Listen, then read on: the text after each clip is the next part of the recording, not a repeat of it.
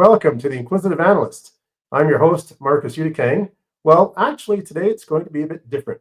I'm not going to be the host. In fact, we have a host today, Richard Audette. And Richard has been on the show a couple of times, but today he will be interviewing me. So I'm going to give the floor to Richard. Go ahead, Richard. Thank you, Marcus. I proposed this. I thought this would be a lot of fun because we've worked together, and I think perhaps this gives you an opportunity to present a different side of yourself, being the subject. So yeah, thanks for this opportunity. This is fun. You're welcome.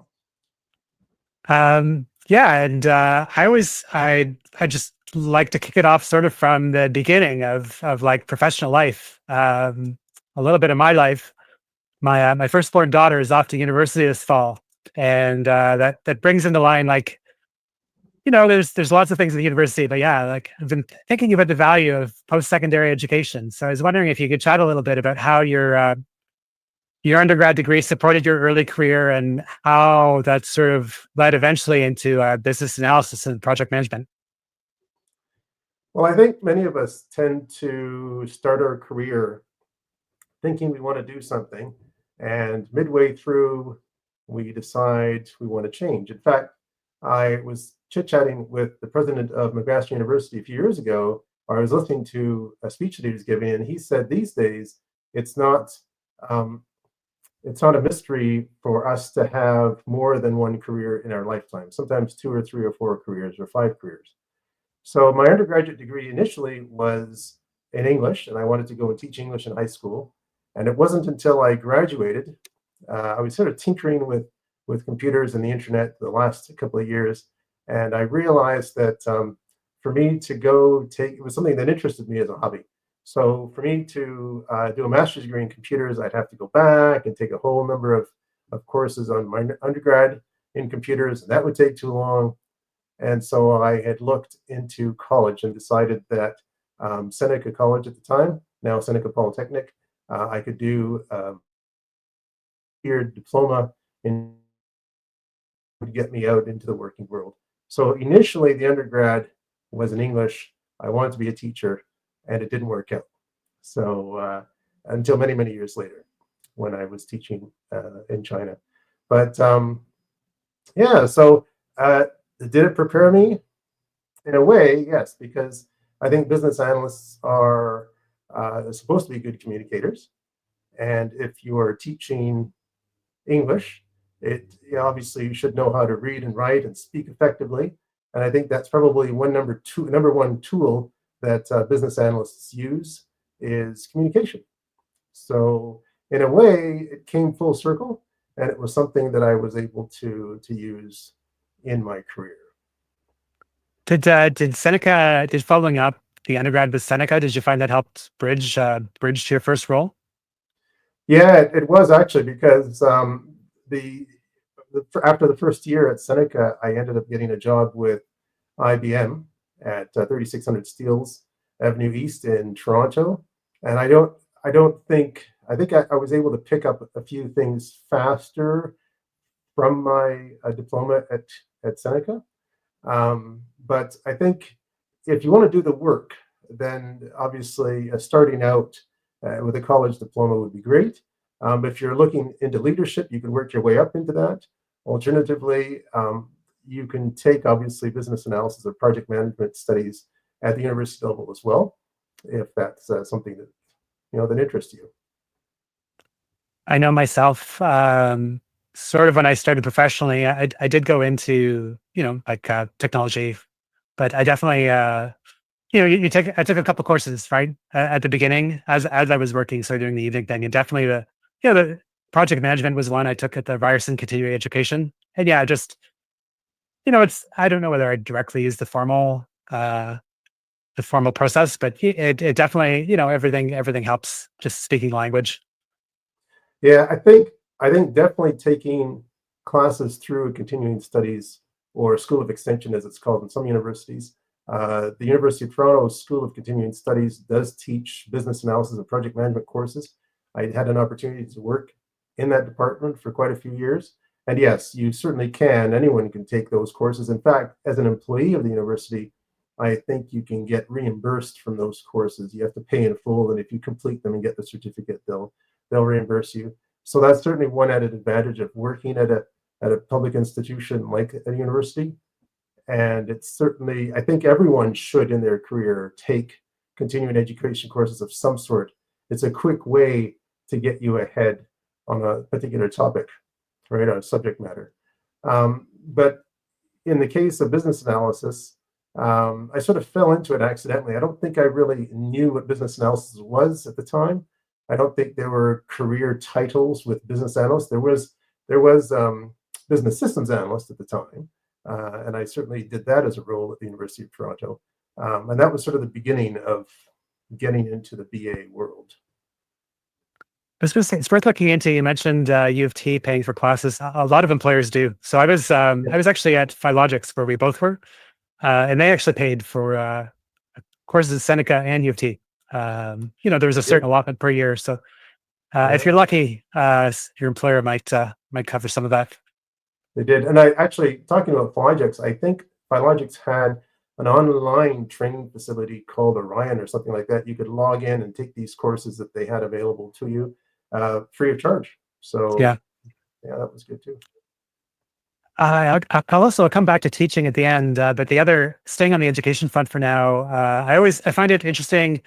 A lot of people at the start of their careers will do an executive MBA and just to get that, to try to push the management track. But you were like already a very experienced professional when you decided to take on your MBA. As it's a lot of time and a lot of resources to finish one of those degrees. And yeah, I was going to ask you, what pushed you to pursue that MBA, and how did you go about? There's a million programs out there. Maybe you could talk a little bit about that and what you took away. I think I wanted to do an MBA years ago. In fact, when I was working at the University of Toronto, and had I stayed long enough, maybe they would have reimbursed me for it.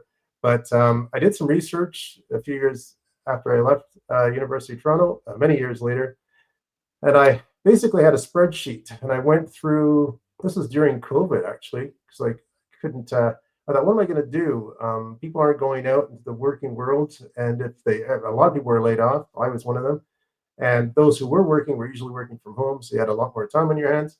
And I decided to research around the world all the MBAs that were available within my price range. And I looked at the programs in Europe, in Australia, New Zealand, even in Turkey, all through the United States, obviously the English-speaking world.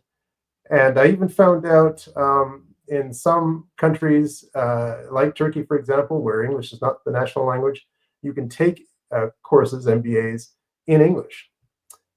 You just have to look deep enough to find them. And sure enough, I found a program that suited me as far as time frame. It was part-time. It was a part-time MBA available to me. I could do it on my own time within a certain number of years. And that's the one I stuck with. The price was right. And they were willing to accept monthly installments. So I took it.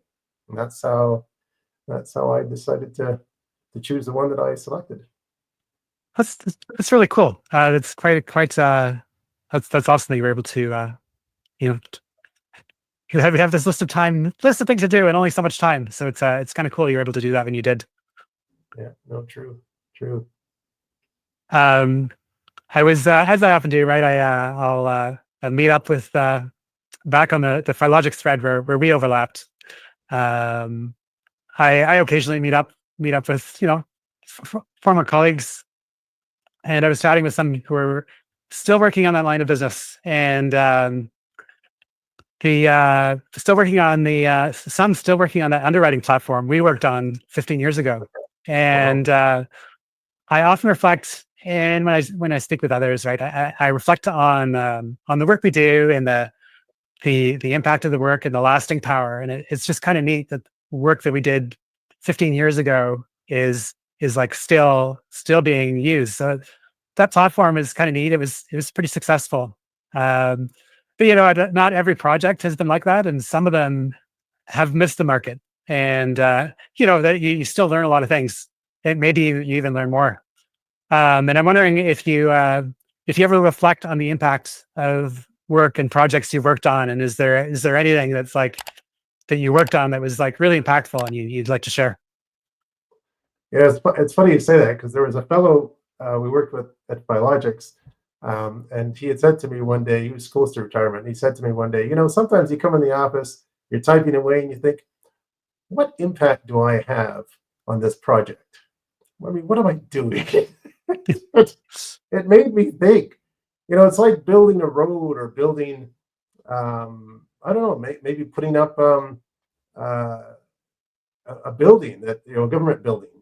Maybe you're a construction worker and you think, for all those bricks that you're putting in, for that train track that you're constructing, for that train to go across the country, or for the road that you're building, it takes a lot of hands to build something that many people will use on a daily basis. So I guess maybe that's how we can think about it. There are those who are the movers and the shakers at the top telling you, how things should be built. But at the end of the day, it's those who do the work who make that huge impact, even though it's that small little brick or that small little piece of asphalt that you're helping to put in. If you didn't help, that road would not be functioning properly. So it's the same for a business analyst, for a business analyst or for a project manager. So looking back, I think that what are some of the projects that are highlighted in my life? Well, implementing and supporting a registration system for students. I think that was hugely impactful, because we went from doing a lot of things manually to now doing things, to automating a lot of tasks. And we were able to get a large number of students registered through this system much more efficiently than we did in the past. And I was a part of that project. I think supporting and developing it was a land banking company, being able to sell land to the city and to construction companies so that they could build communities, build fire stations, police departments, build schools, build housing for people.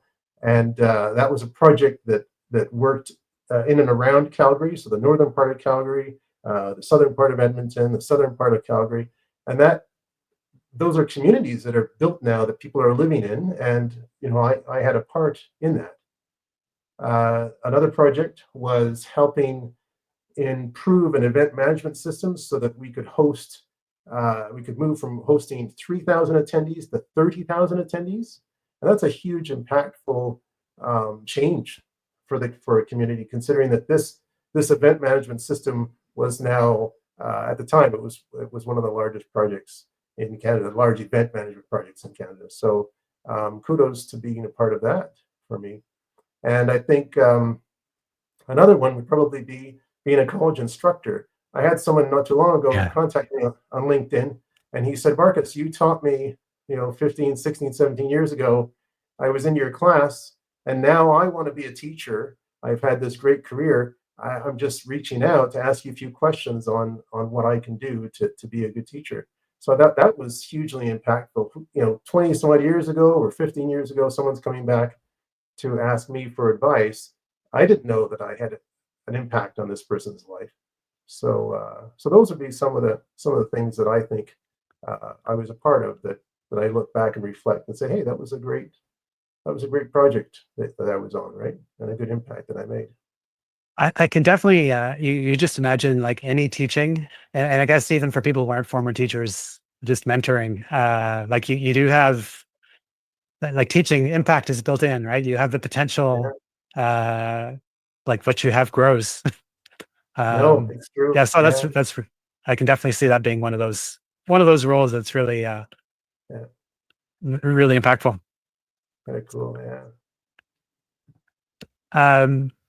I would say most of the people on the career thread, most of the people I've worked with sort of, have followed the typical path, right? Where you finish high school, you do some post-secondary, you start work and you keep working. And one of the things I found really neat, that we've maintained contact all these years after we've worked together, is just hearing what you've done. And I love how you, and perhaps even personal aspiration, you have structured breaks into your career, which I think is really awesome. I love how you took time off to cross Canada by bike. Like, it was just an amazing an amazing feat. And I wonder if you could talk a little bit about, like, I would think that comes with challenges, right? Because you're either asking for leave, which impacts your, you have considerations of like how your employer feels about that time, or you're actually leaving and you're having to find something else when you come back. So I was wondering if you could chat a little bit about, yeah, what taking that kind of break is like, and yeah. Well, I think it was a huge challenge to go for 4 months with no job, with no steady income. So that's a big thing. So obviously, one needs to plan for it. And the biggest fear was not being able to easily find a job after that. I mean, how do you explain to your, in an interview to your upcoming a new employer that you had a gap of 4 months? And they might be questioning, are you going to take more time off again? you know. Um, so there was a lot of fear and trepidation, but I just said, if it's now, if it's not now, when next will I be able to do it? So I took a risk, took a chance, and just did it. Um, it turned out to be pretty good after all. But it's one of those things you just say, I'm gonna do it. And by the way, when I finished doing that trip, I was reading on a blog and I found out there was a man, 60 years old, who did the same trip with his 18-year-old daughter. And they did it in 2 months from Vancouver to Halifax. And they did it on race bikes, and they were averaging 200 kilometers a day. I mean, I averaged about 100, 110 because I had fully loaded equipment on my bike, so I couldn't go too fast. But these guys had basically nothing but a backpack, a small backpack, and they raced across Canada, 200 kilometers a day, 6 days a week over 2 months. So obviously, they had trained for it, and obviously they were able to take 2 months. I think this lady was on her way into university, so she had the summer off, and this gentleman obviously took time off work for whatever it was he was doing. So sometimes you just want to take a risk and do it, you know. So my father did something similar. When we were young, he took 6 months off, and we traveled as a family when I was 7 years old. And when he talks about that experience, he was actually able to get leave. It was kind of iffy, and he was willing to leave his job if he had to, which probably led to them granting the leave. So anyone who's looking to ask, you might be surprised how responsive employers are to good employees. But he talks about going back and it putting a new perspective on things, and like it was kind of like a reboot. He felt, you know, it sounds funny. Like he felt his like he felt he was doing his job better. Is I think in short how um, did you did giving that break put a perspective on, or like refresh or recharge, like as some people describe? Yeah, most definitely. I think in my case, it was a different situation because I had been laid off from a job, and so I didn't have to ask my employer. It was a couple months prior that I was laid off, so I thought, well, I could look for a new job, or I could just wait a couple months and do my cycle. So, yeah, I was off work for a fair amount of time, but I didn't have a job to ask to take time off Okay. from, so it worked out a bit better. But definitely a refresh. It puts perspective on you, and I think a lot of the people that I met along the way had similar stories or very, very different stories about why they were cycling across the country. And sometimes I'd see, these 18, 19, 20-year-old kids doing it, scratch my head and thought, why didn't I do it when I was in my 20s? But I did it when I did.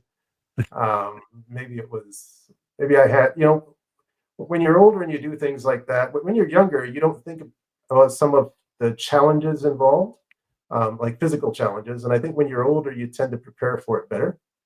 Um, and by challenges, I mean not doing stupid things. Uh, I had heard that by the time I got to St. John's, Newfoundland, I had heard that a fellow was going from the eastern part of Canada to the western part of Canada on his bike, on a recumbent bike, and he was hit and killed the Hmm. first day he started out. I mean, I wouldn't use a recumbent bike across Canada because it's The too low on the visibility. ground. Yeah. Yeah, cars may not see you. So it's thinking about risks like that, and you just don't take them, right? When you're older, you think you think about what you shouldn't do. So maybe it was better doing it when I was older.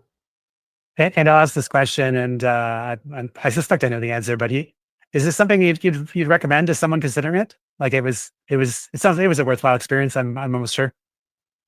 I would, and I don't know, but there's a lot of people that do that cycle each year, or once in a lifetime or twice in a lifetime.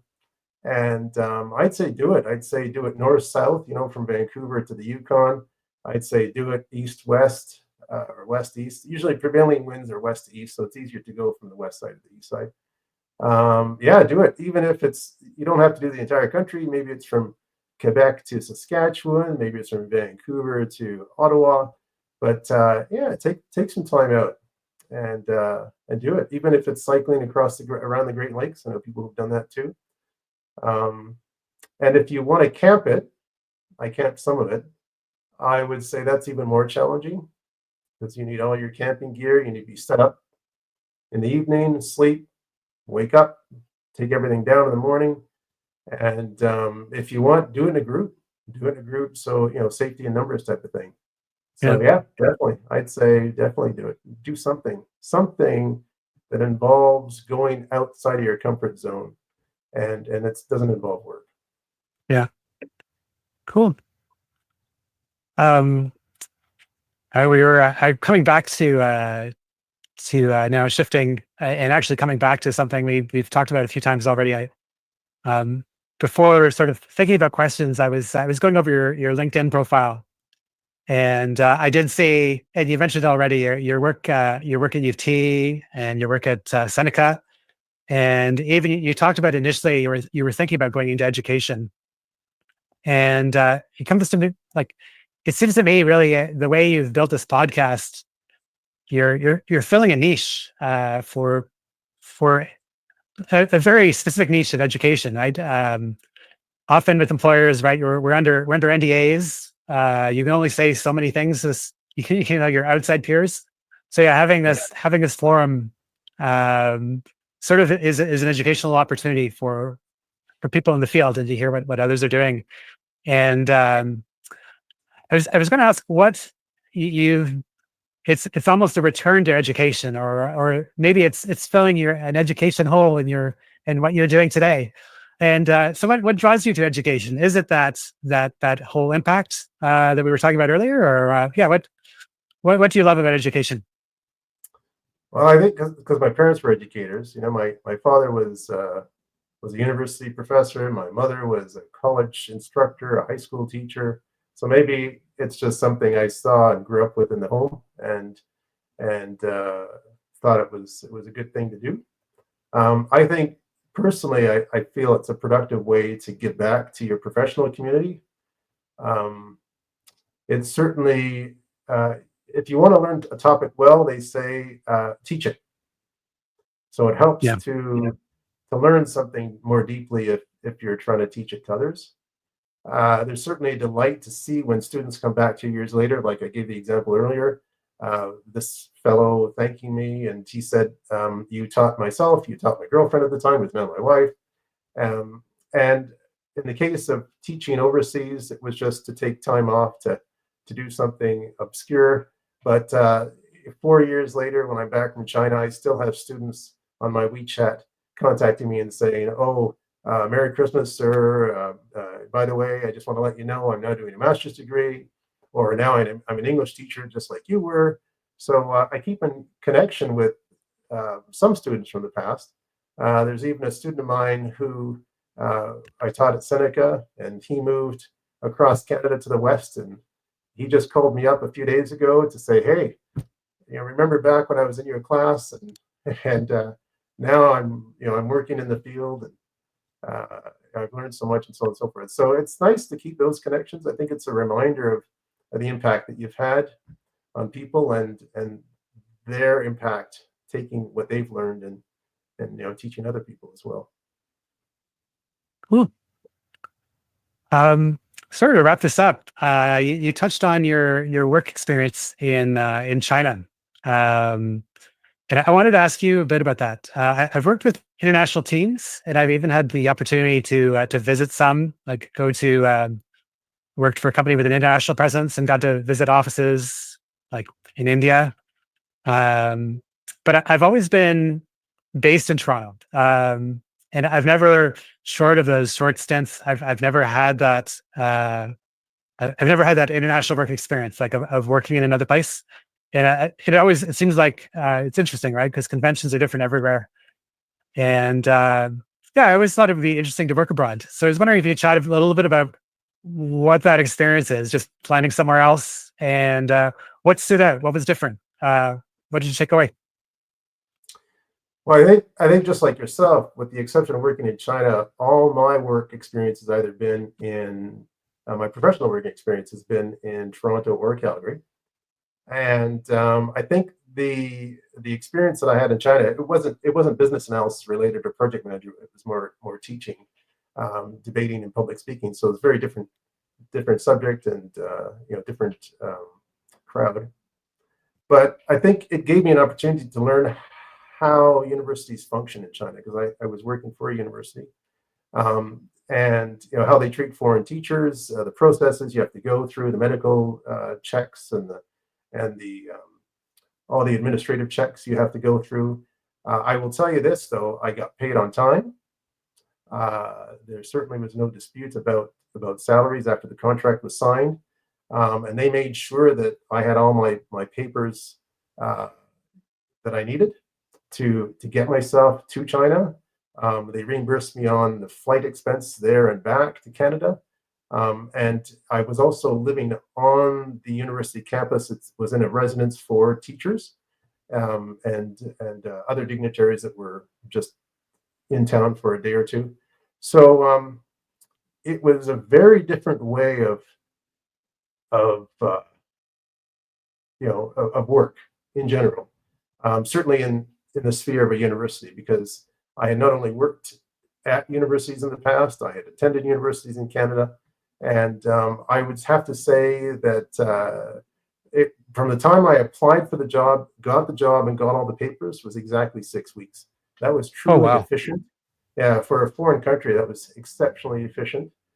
So kudos to China to give me that opportunity. And I would have stayed longer had COVID not occurred. I had to come back, obviously, because COVID had started in China first. Um, so all the teachers, most of the teachers left unless they had roots in China. If they were married to a local, for example, and had children, maybe they'd want to stay. So yeah, I would say it definitely was a huge experience on the professional side. And as far as business analysis is concerned, or project management, many of the companies I've worked for in Canada have had offices in Singapore or Malaysia. Some of them have had offices in Germany. So working with those colleagues certainly gives you a slightly different perspective on how things work around the world. Do you think you'll try to do that again? Not necessarily in China, but do you think you'll try to get some more years abroad, like professionally? Yeah, but you know what? I think at this point in my career, I'd probably do it as a consultant, right? So in two ways. One, I could work remotely from somewhere else in the world, right? Yeah. When maybe the home office is in Calgary or Toronto. That would be one. The second one, I think, would be to maybe something involved with training.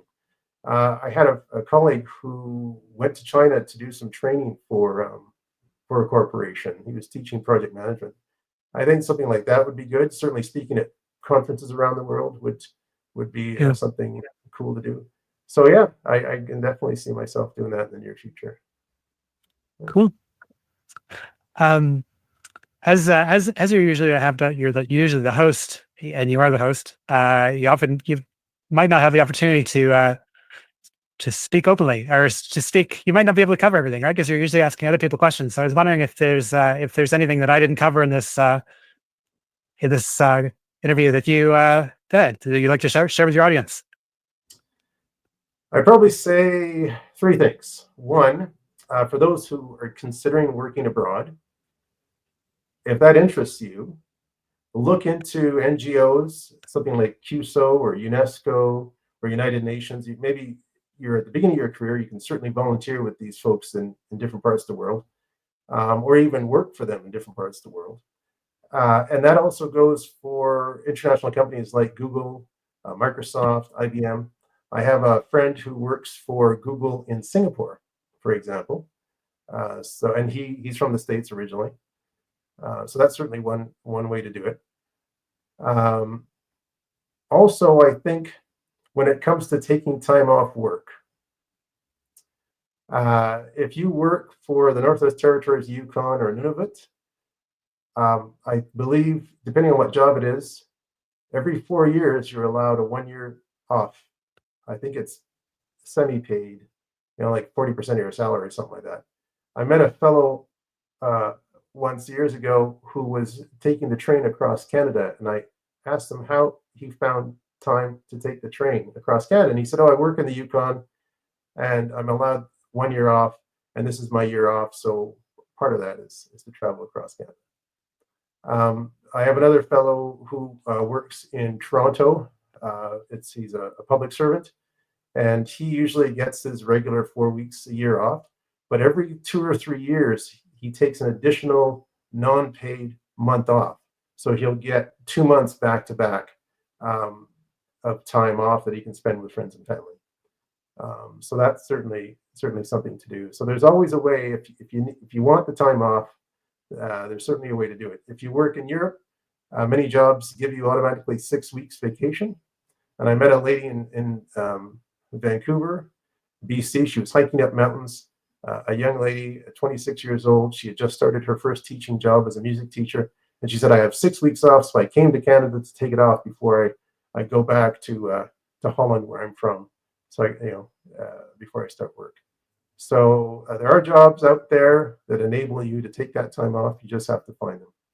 And last but not least, I'd say be a BA, be awesome. Awesome. So that's all I had to cover. Thank you for the time and this opportunity. Great. Well, it's been pretty awesome. Thank you for the interview, Richard. It certainly is a change. Okay, all the best. Something different. Well, thank you. Great, awesome. Well, you too, and have a great day in Toronto. Bye now. Okay, I'm going to stop the recording now.